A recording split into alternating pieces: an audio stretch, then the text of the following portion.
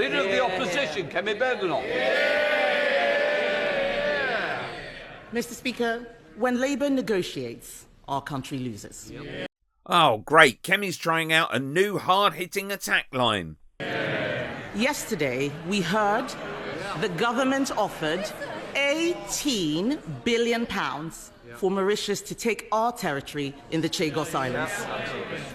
This is money that belongs to our children and their children.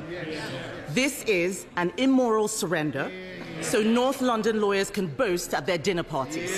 Oh, it's so painful to recount, but didn't the Tories start the negotiations for the Chagos Islands?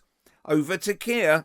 That is why, Mr. Speaker, that is why the last government started negotiations about sovereignty and about securing the long-term use of the base. Mr. Speaker, they were right to do so. That's why the last government conducted 11 of the 13 rounds of those negotiations. And, Mr. Speaker, they were right to do so. Mr. Speaker, how can anyone believe that this man is defending UK interests when he bends the knee to anyone who asks him?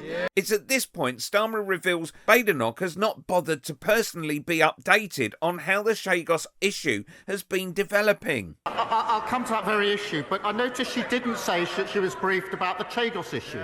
This is important. Mr. Speaker, when she became leader of the opposition, I said to her that I would give her a briefing on any national security issue if she asked for it. That's very important to the way that we run our democracy. She has not asked for a briefing on the Chagos case.